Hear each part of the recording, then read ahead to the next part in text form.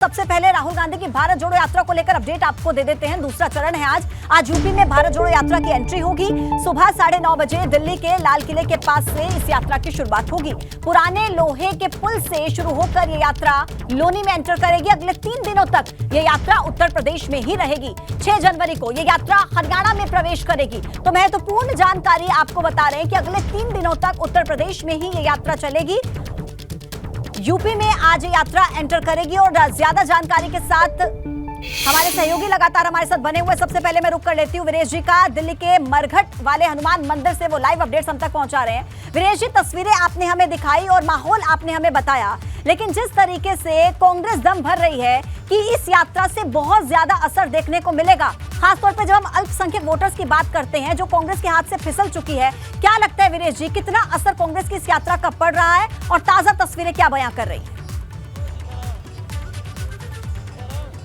देखिए, अगर ताजा तस्वीरों की हम बात करें तो केवल और केवल आपको सिक्योरिटी फोर्सेस के लोग दिखाई देंगे, लेकिन जो आपने कहा कि इसका असर क्या पड़ेगा, अगर हम बात करें तो 6 विधानसभा और 3 लोकसभा से इनकी यात्रा गुजरेगी।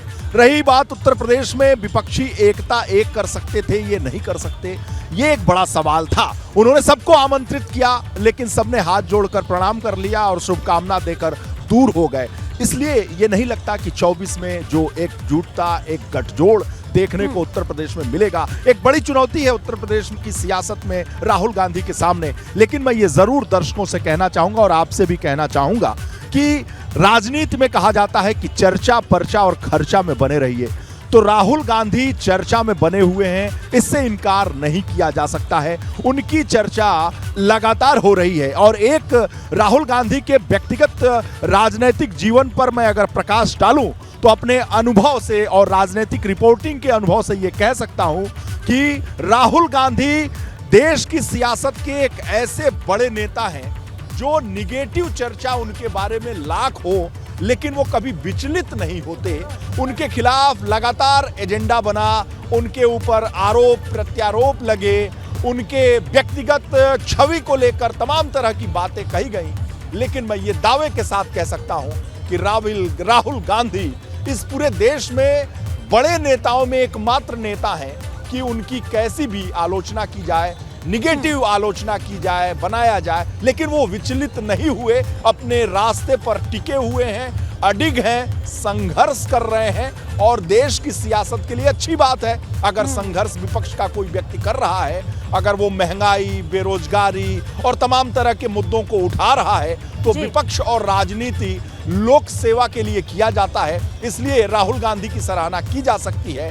लेकिन राहुल गांधी की इस भारत जोड़ो यात्रा का जो सबसे ज्यादा 80 सांसदों का प्रदेश है यूपी, उसमें क्या भविष्य होगा, ये बहुत महत्वपूर्ण है कि जिन इलाकों से राहुल गांधी की आज यात्रा यूपी में गुजरेगी उसमें मुस्लिम, जाट, दलित, ये सारे लोग हैं। लेकिन जो राहुल गांधी की यात्रा और कांग्रेस की यात्रा है वो बहुत कठिन है, क्योंकि अभी तक जिन राज्यों में राहुल गांधी को सफलता मिली है वो एक चुनौती के रूप में सामने होगा सबके कि राहुल गांधी को वो सफलता यूपी में मिलती है या नहीं मिलती है। जबकि पूरी राजनीति कांग्रेस की कहें तो हम यूपी से थी, और ऐसे में पूरे प्रदेश से लोगों को बुला लिया गया है, कार्यकर्ताओं और नेताओं को। लेकिन बुलाने के बाद जहां से यात्रा की शुरुआत होने वाली है वहां कितने नेता आपको दिख रहे हैं, मैं अपने कैमरे से आपको दिखाऊंगा। ये नेता अगर ये वर्दी न रहे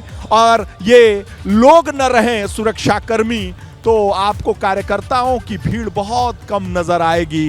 ये चुनौती है कांग्रेस के लिए, प्रियंका गांधी के लिए जो प्रभारी हैं, और राहुल गांधी के लिए। इन तस्वीरों के जरिए मैं दर्शकों को ये बताना चाहता हूं कि जब से उनकी यात्रा शुरू हुई साउथ इंडिया से और जिस तरीके से उन्हें भीड़ मिली, उनको समर्थन मिला, ये एक बहुत बड़ा उनकी परीक्षा होगी राहुल गांधी के लिए कि वो उत्तर प्रदेश की धरती में जब प्रवेश करेंगे तो उतना समर्थन उन्हें मिलेगा या नहीं बात का मिलेगा। जिक्र आप कर रहे हैं लेकिन वीरेश जी। चर्चा पर्चा खर्चा की बात अगर दम तो भरा जा रहा था तो कि वो कार्यकर्ताओं चर्चा में की तो जरूर संख्या बहुत ज्यादा होगी, लेकिन क्या ये संख्या जुटाने में कामयाब हो पाती है कांग्रेस राहुल गांधी, जैसा कि आप जिक्र भी कर रहे हैं। मैं वापस से आपके पास लौटती हूँ। देखिए वीरेश जी जहां पर मौजूद है हनुमान मंदिर के पास, यहाँ पर सबसे पहले राहुल गांधी पहुंचने वाले और इसके पास देखिए दर्शन करने के बाद जो शुरुआत होगी वो होगी लोहे के पुल के पास से, जहां पर सनुज इस वक्त मौजूद है। सनुज, जिस समय ये यात्रा वहां पर पहुंचेगी उस वक्त पर पीक आवर्स होंगे। ये वो समय है जब लोग ऑफिस के लिए अपने घरों से निकलते हैं।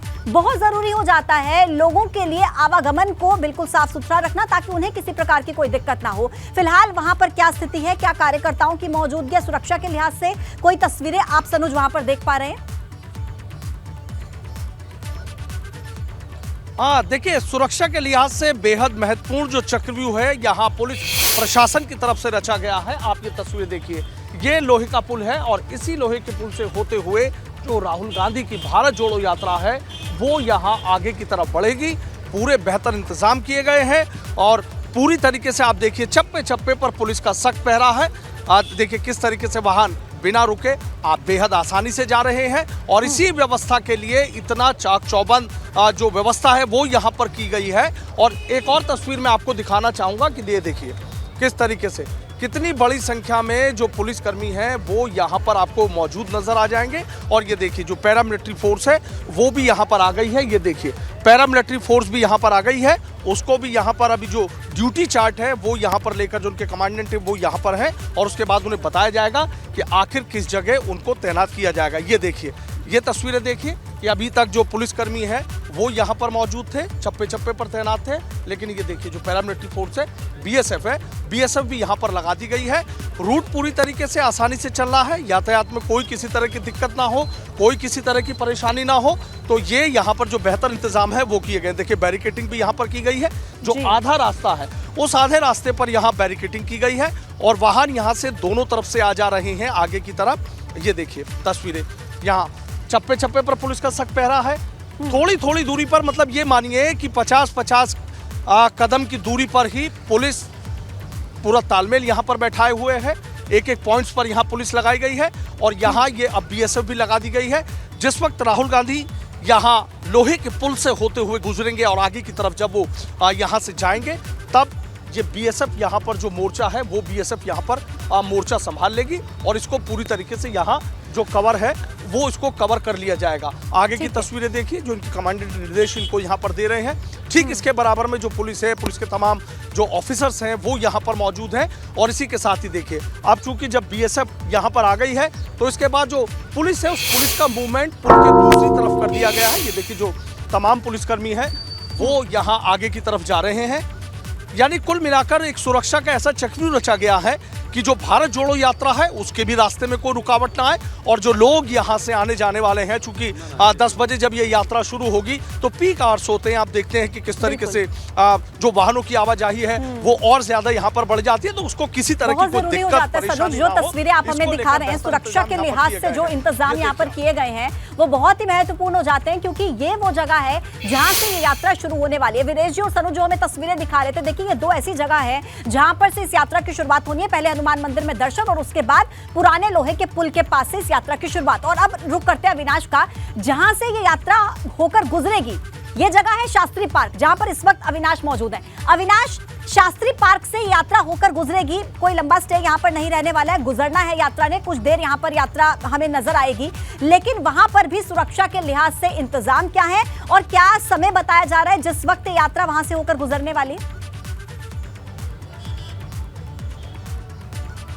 देखिए तकरीबन 10:30 बजे का वक्त बताया जा रहा है। सब शास्त्री पार्क के पास राहुल गांधी पदयात्रा करते हुए पहुंचेंगे। तस्वीरें आपको दिखाते हैं, यहाँ पे मंच सजाया गया बाकायदा यहाँ पे, और मंच में कई सारे यहाँ पे कलाकार रहेंगे कि जो कि यहाँ पे जो है लोक नृत्य प्रस्तुत करते रहेंगे। बैंड बाजा भी यहाँ पे रखा गया है जो राहुल गांधी की यात्रा का यहाँ पे स्वागत करेगी, क्योंकि जिस तरीके से पूरी यात्रा चल रही है इस पूरी यात्रा को एक बाकायदे बेहतर तरीके से ऑर्गेनाइज करने की कोशिश की गई है कांग्रेस पार्टी की ओर से, लेकिन कार्यकर्ताओं की भीड़ अभी यहाँ पे काफी कम नजर आ रही है। मंच पे हालांकि अभी कुछ कार्यकर्ता पहुंचे हैं लेकिन उनकी जो संख्या है वो बेहद ही कम है, क्योंकि जिस तरीके से यात्रा का जो समय दिया गया शास्त्री पार्क में वो 10:30 बजे का है, तो तकरीबन 10 बजे तक सभी कार्यकर्ताओं को यहाँ पहुंचने के लिए कहा गया है। पीछे एक बार आपको सिक्योरिटी दिखाना चाहेंगे, क्योंकि जिस तरीके से जब राहुल गांधी की यात्रा 24 तारीख को दिल्ली में चल रही थी और उसके बाद फिर अगर बात करें तो जिस तरीके से लाल किले में जब वो पहुंचे थे तो उनकी सिक्योरिटी में कहीं ना कहीं कमी देखी गई थी। सिक्योरिटी में जब कमी देखी गई थी उसके बाद पत्र लिखा गया था और आज यहाँ पे सिक्योरिटी बढ़ाई गई, क्योंकि राहुल गांधी ASL प्रोटेक्टिव है, यानी कि उनको एडवांस सिक्योरिटी लाइसेंस के तहत प्रोटेक्शन मिला हुआ है और इसी के तहत आज यहाँ पे अगर बात करें तो सिक्योरिटी और ज्यादा बढ़ा दी गई है,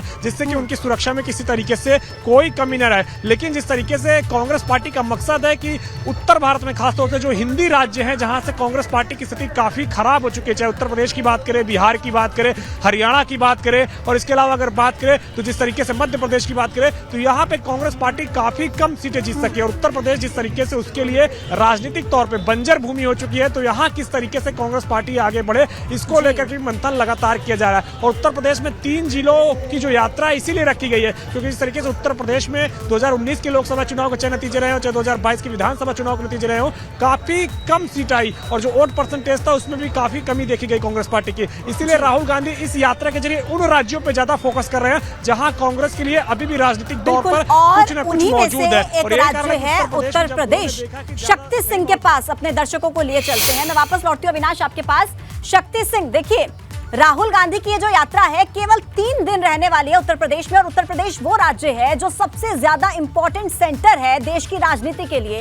लोनी बॉर्डर से सबसे पहले क्योंकि इसकी शुरुआत होगी, सबसे पहले एंटर करेंगे लोनी बॉर्डर में। ऐसे में बहुत जरूरी हो जाता है कि सबसे पहले गाजियाबाद में चूंकि यात्रा एंटर करेगी, वहां पर इंतजाम क्या है, वहां पर किस तरीके से लोगों को अपने भरोसे में लेने की कवायद राहुल गांधी करते हुए नजर आएंगे। लोनी बॉर्डर की एक बार फिर से ताजा तस्वीरें आप हमें दिखा दीजिए शक्ति। देखिए, दिल्ली से सटा गाजियाबाद है और गाजियाबाद उत्तर प्रदेश का वो शहर है जहां से ये बात की जाए कि सबसे पहले दिल्ली का रास्ता, यानी कि उत्तर प्रदेश तो उत्तर प्रदेश है, वहीं दिल्ली नज़दीक है, तो उत्तर प्रदेश का वो जिला जहां से कह सकते हैं कि यहाँ से दिल्ली के रास्ते की गद्दी प्राप्त होगी। यानी कि उत्तर प्रदेश वो प्रदेश है जहाँ पर जो जितनी ज़्यादा सीटें जीतता है वही दिल्ली की गद्दी पर काबिज होता है। जब ये यात्रा शुरुआत हुई थी उस समय ये नहीं कहा जा सकता था कि ये यात्रा यूपी में भी आएगी और यूपी के किसी कोने को टच करेगी, लेकिन ये यात्रा आज यूपी को भी टच करेगी और यूपी में टच करने के बाद जो अपना मकसद है, यानी कि जो दिल्ली की गद्दी तक पहुंचने का एक मकसद है, तो उसे पाने की भी कोशिश की जाएगी। हम इस समय जहां मौजूद है वहां पर आपको यही दिखा रहे हैं कि सुबह का वक्त है और यहाँ पर जो ड्यूटी वाले जो लोग हैं, जो ऑफिस जाने वाले लोग हैं, वो यहाँ पर काफ़ी ज़्यादा है, तो काफ़ी भीड़ भड़ाके वाला एरिया है।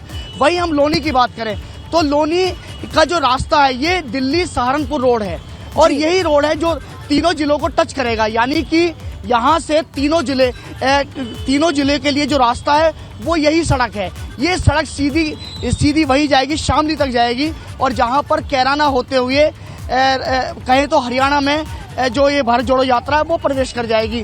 तो यहाँ पर अगर सुरक्षा की दृष्टि से बात की जाए तो अभी यहाँ पर हम जहाँ मौजूद हैं ये एरिया है दिल्ली का, यानी कि दिल्ली बॉर्डर है, दिल्ली और यूपी बॉर्डर। आगे की तरफ की जो जिम्मेदारी है वो यूपी पुलिस की है। तो अगर यूपी पुलिस की बात की जाए तो तमाम जो अधिकारी हैं या तमाम जो पुलिसकर्मी हैं उत्तर प्रदेश के, वो यहाँ से कुछ ही दूरी पर हैं, सामने की तरफ है। तो ये एरिया, ये जो सड़क है दिल्ली सहारनपुर रोड, जिस समय भारत जोड़ो यात्रा यहाँ पहुंचेगी तो पूरी तरह से ये बंद कर दी जाएगी, यानी कि यहाँ पर कोई भी वाहन देखने को नहीं मिलेगा। हालांकि इस समय यहाँ पर जो वाहनों की संख्या है वो भी आप देख रहे हैं, क्योंकि जो भारत जोड़ो यात्रा उसमें जो भीड़ है वो काफी अच्छी तादाद में रहने वाली है। अगर लोनी की बात की जाए ऐसा माना जा रहा है काफी अच्छी तादाद में रहने वाली है, लेकिन सबसे पहले जहां से शुरुआत होगी, विदेश जी जो तस्वीरें हमें दिखा रहे थे, फिलहाल तो कोई कार्यकर्ता वहां पर नजर आ नहीं रहा। चुनौती रहेगी राहुल गांधी के सामने। ब्रेक के बाद आपका स्वागत है। गाजीपुर से बड़ी खबर है, मुख्तार अंसारी और बाहुबली ब्रजेश सिंह आज आमने सामने होंगे। 21 साल के बाद कोर्ट में दोनों ही एक दूसरे के आमने सामने होंगे। और देखिए 2001 उसरी चट्टी कांड में एमपी एमएलए कोर्ट ने तलब किया है। मामले में ब्रजेश सिंह आरोपी हैं तो वहीं मुख्तार अंसारी गवाह हैं। मुख्तार अंसारी के परिवार ने अब ऐसे में सीजीआई को एक चिट्ठी लिखी है सुरक्षा के लिए जान को खतरा बताते हुए। बड़ी खबर है, देखिए 21 साल के बाद ऐसा होगा जब आमने सामने होंगे कोर्ट के अंदर मुख्तार अंसारी और बाहुबली ब्रजेश सिंह। 21 साल के बाद 2001 उसरी चट्टी कांड में एमपी एमएलए कोर्ट ने तलब किया है और इस पूरे मामले को लेकर ब्रजेश सिंह आरोपी है तो मुख्तार अंसारी गवाह है। अब ऐसे में जो मुख्तार अंसारी का परिवार है उन्होंने सुरक्षा के लिए सीजीआई को चिट्ठी लिखी है, जान को खतरा बताया है।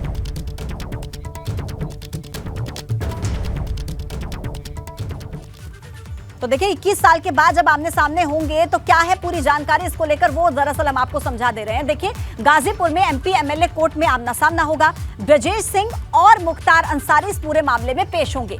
उसरी चट्टी कांड में मुख्तार अंसारी की गवाही होगी। बतौर आरोपी ब्रजेश सिंह की पेशी होगी, यानी कि ब्रजेश सिंह जो है वो इस पूरे मामले में आरोपी है और देखिए इस पूरे मामले में मुख्तार अंसारी को गवाह बनाया गया है। 21 साल पहले उसरी चट्टी कांड हुआ था और मुख्तार को सुरक्षा की चिंता सता रही है, सुरक्षा की गुहार लगाई है। मुख्तार के परिवार ने सीजीआई को एक चिट्ठी लिखी है और इस चिट्ठी के जरिए सुरक्षा की मांग की है। सुरक्षा में पैरामिलिट्री फोर्स को तैनात करने की मांग की गई है। इसके अलावा बुलेट प्रूफ एम्बुलेंस तैनात करने की भी मांग की गई है। तो ये पूरा मामला है, देखिए सुरक्षा की गुहार लगा रहा है मुख्तार अंसारी का परिवार और किस मामले में अब आमना सामना होने वाला है ब्रजेश सिंह का और मुख्तार अंसारी का, वो भी हम आपको बता देते हैं। देखिए गाजीपुर में 15 जुलाई 2001 की घटना है। मुख्तार अंसारी पर जानलेवा हमला किया गया था 21 साल पहले।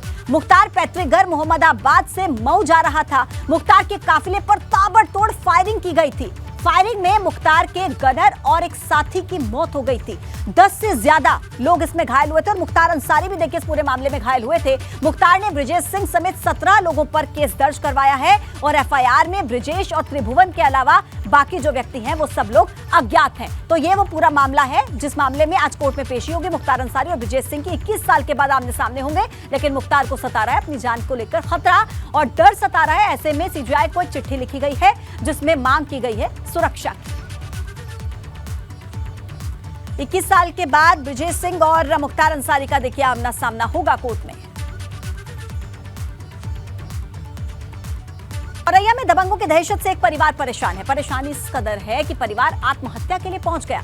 दरअसल औरैया रेलवे स्टेशन पर उस वक्त अफरा तफरी मची जब एक महिला दबंगों से परेशान होकर 4 बेटियों के साथ आत्महत्या करने के लिए रेलवे स्टेशन पहुंच गई। जैसे ही पुलिस को सूचना मिली, पुलिस ने परिवार को समझाया। पीड़ित परिवार का आरोप है कि कुछ दबंगों ने उनके खेत में कब्जा किया है, लेकिन प्रशासन इस पूरे मामले में सुनवाई नहीं कर रहा। अब ऐसे में इंसाफ न मिलने पर परिवार ने ये कदम उठाया। तस्वीरें आपके सामने। दबंगों के खौफ से पूरा परिवार दहशत में है और दहशत इतनी ज्यादा है कि पूरा परिवार सुसाइड करने के लिए पहुंच गया। आरोप लगाए जा रहे हैं, इंसाफ न मिलने पर आत्महत्या की कोशिश की है। देखिए दबंगों ने परिवार के खेत पर कब्जा किया और इसी से परिवार परेशान है और इंसाफ न मिलने पर आत्महत्या की कोशिश की गई। खेती तो रंजीत प्रमोद सरजीत इंद्रजीत हमारी जबरन कब्जा कर रहे सब रहते होता। तुमने कागज बनवाए ले तो हमारी गई क्यों? हम यहाँ बाजे नखलऊ बाजे डीएम एसडीएम सब रहे बाज रहे। आज 3 दिन से ये हमारी पति खत्म हुई है। हम मट्टी दर रात में कब्जा कर रहे हैं। अब बताओ हम कहाँ जाए? हमारी जवान बिटियाँ हम किनके सहारे क्या करें? अचंदा थाना क्षेत्र के पुराना अचंदा नहर रोड पर 2 पक्षों की पट्टे की जमीन अगल बगल स्थित है, जिसमें एक पक्ष अपर आयुक्त न्यायिक कानपुर नगर के दिनांक 15/12/2022 के आदेश से क्रमण निर्माण कार्य करा रहा था, जिसमें दूसरा पक्ष के द्वारा विरोध किया गया। इसमें एडीएम विधुड़ा के द्वारा संज्ञान में लेते हुए निर्देश दिया गया कि यथास्थिति बरकरार रखा जाए। ग्रेटर नोएडा में पंचशील ग्रीन सोसाइटी में जमकर हंगामा हुआ। लोगों ने पानी की किल्लत को लेकर सोसाइटी के बाहर हंगामा कर दिया और बिल्डर के खिलाफ नारेबाजी की है। आरोप यह है कि पिछले 2 दिन से पूरी सोसाइटी में पानी की आपूर्ति नहीं हो रही। गुस्साए लोगों ने सोसाइटी के गेट पर ताला जड़ दिया। मामला ग्रेटर नोएडा के बिस्रक थाना क्षेत्र का है।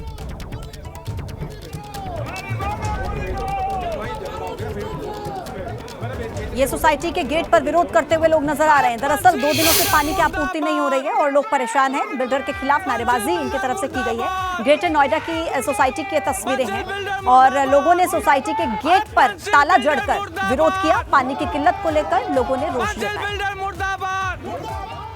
बस्ती के बांसी मार्ग पर स्थित रुधौली थाना क्षेत्र के विशुनपुरवा चौराहे पर सोमवार की शाम करीब 5:30 बजे कार से पहुंचे बदमाशों ने ग्राहक सेवा केंद्र में रुपए लूटने की कोशिश की। नाकाम हो गए। काउंटर पर बैठे संचालक को गोली मार दी। हमलावर पहली मंजिल से नीचे उतरते समय एक लड़खड़ा कर गिर गया, जिसे आसपास के लोगों ने दबोच लिया। पकड़े गए हमलावर की लोगों ने पिटाई करके पुलिस के हवाले किया। घायल सीएचसी संचालक ने जिला अस्पताल में पुलिस को बताया कि बदमाशों ने रुपए लूटने की कोशिश की। नाकाम होने पर गोली चला दी। पास दो व्यक्ति एक अज्ञात पल्सर से आए और उनके द्वारा करण चौधरी को ओवर पावर करके उनसे पैसा लेने की डिमांड की गई। उन्होंने करण चौधरी को असलाह भी दिखाया, लेकिन करण चौधरी ने बहादुरी दिखाते हुए उसमें से एक आदमी को पकड़ लिया। जो अभियुक्त थे वो भागते वक्त एक गोली चलाई उन्होंने, जो करण चौधरी के दाहिने सीने में लगी हुई है ऊपर। और खबर इस वक्त मिल रही है हाथरस से, जहां पर सिकंदरा राव के भुरक्का गांव में दो पक्षों के बीच विवाद हुआ। नाली को लेकर यह सारा विवाद था और विवाद में फायरिंग भी हुई है। एक युवक की मौत हो गई। घटना की सूचना मिलते ही पुलिस मौके पर पहुंची और विवाद बीते काफी दिनों से चल रहा था। तो देखिए, दोनों पक्ष आमने सामने आए। विवाद इतना ज्यादा बढ़ गया कि फायरिंग हुई। फिलहाल पुलिस मामले की जांच में जुटी हुई है। एक विवाद में, मामूली से विवाद में एक युवक की मौत की खबर है। गांव भुरक्का का ये पूरा मामला, नाली को लेकर दो पक्षों में विवाद हुआ, फायरिंग की गई और फायरिंग में एक युवक की मौत हो गई। रैया में एक वीडियो वायरल हो रहा है और ये वीडियो 50 शैय्या अस्पताल का बताया जा रहा है, जिसमें एक महिला बाबा को पीटते हुए दिख रही है। आरोप यह है कि बाबा ने महिला के साथ अश्लील हरकत की। वीडियो में बातचीत में आप साफ देख सकते हैं कि बाबा के भेष में एक दरिंदा घूम रहा था, जिसे महिला ने पकड़ा, उसको सबक सिखाया और महिला अस्पताल में बने शौचालय में गई थी, जहां पर बाबा गलत नियत से झांक रहा था। वीडियो वायरल होने के बाद पुलिस ने बाबा को गिरफ्तार किया। तस्वीरें आपके सामने हैं।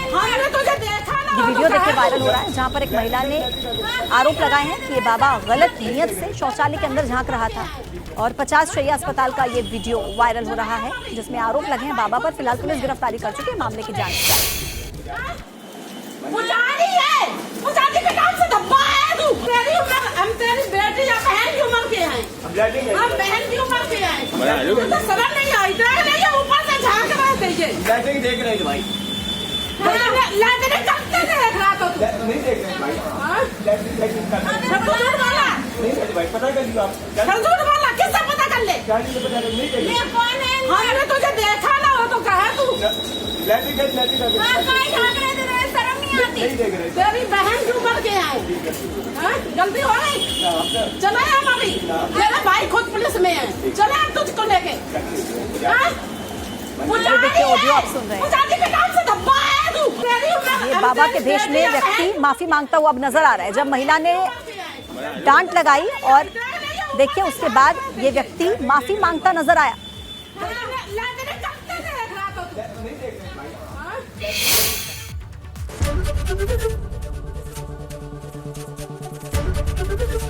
एबीपी गंगा, खबर आपकी, जुबान आपकी।